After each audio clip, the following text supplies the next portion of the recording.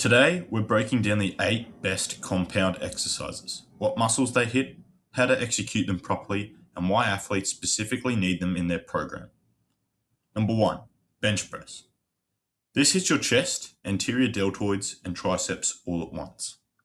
Set up with a slight arch, retract your scapula, and plant your feet flat on the floor. That leg drive transfers more force into the bar than most people realize. Lower the bar to mid-chest before pressing through. Key cue: don't let your elbows flare out past approximately 75 degrees. It saves your shoulders long term. For athletes, the bench press builds the horizontal pushing strength that transfers directly to contact sports, throwing, and any sport requiring upper body. Start with 3 to 4 sets of 5 to 8 reps if strength is the goal. Number 2, row. Next, the bench press antagonist, and honestly, just as important. Whether barbell or cable, you're targeting your lats, rhomboids, mid-traps, and biceps. Drive your elbows back, not up, and think about squeezing your shoulder blades together at the end range. Hold that for a second. A common mistake is using momentum, jerking the weight up and not letting it fall, and letting it fall does nothing. Control the eccentric. That's where the muscle is built. Rows are critical for shoulder health. For every pressing movement in your program, you should be matching it with a pull. Neglect rows and your posture and rotator cuff will pay for it. Number 3, the lunge. The lunge is a unilateral lower body staple that every athlete needs in their program. Quads, glutes, hamstrings, and your stabilizers are all working here simultaneously. Step far enough forward that your front shin stays vertical. If your knee shoots past your toes aggressively, your step is too short. Keep your torso upright and your core braced throughout. This is what makes the lunge special, is that it trains one leg at a time. That means you're identifying and correcting side-to-side strength imbalances that bilateral movements like the squat can mask. For runners, footballers, and court sport athletes, that unilateral strength is directly transferable. Walking lunges, reverse lunges, or Bulgarian split squats are solid variations once you've nailed the basic pattern. Number 4, the squat. The squat is arguably the king of lower body exercises, and this is for good reason. Quads, glutes, hamstrings, spinal erectors, and the core. It's all being loaded under a significant amount of mechanical tension. Brace your core before you descend. Keep your chest up and your elbows under the bar. And drive your knees out in the direction of your toes throughout the movement.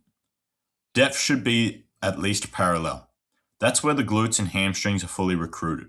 Above parallel, and you're leaving the best part of the movement on the table. For athletes, the squat builds the base of the lower body strength that transfers to sprinting, jumping, and change of direction. It belongs in every serious program. Number 5, the RDL. Romanian deadlift, the posterior chain builder, and one of the most underutilized movements in athletic training.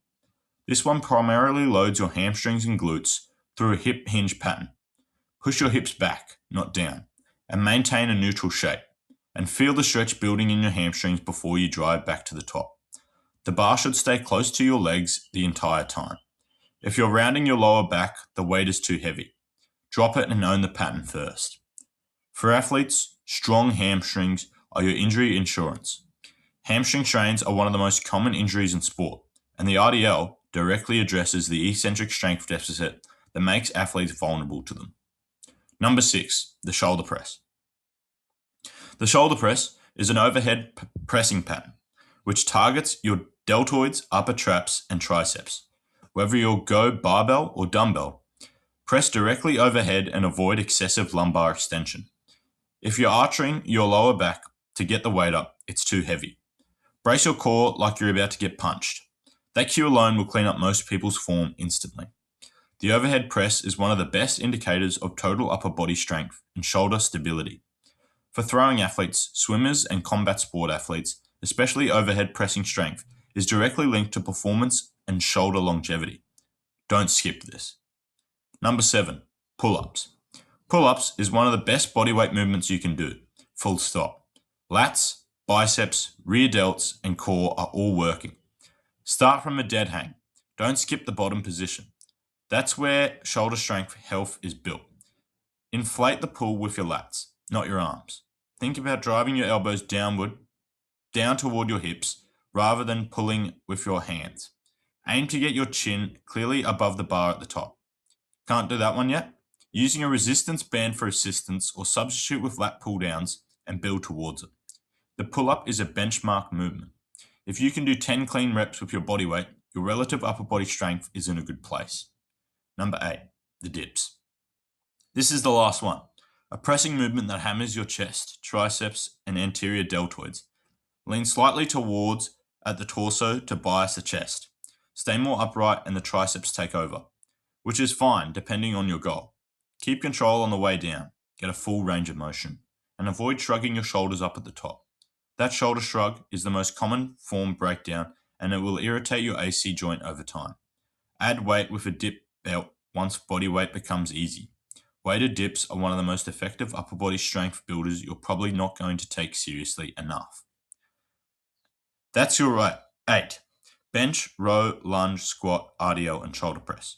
Dips and pull-ups. These aren't random. They cover every fundamental movement pattern: horizontal push and pull, vertical push and pull, bilateral lower body, unilateral lower body, and hip hinge.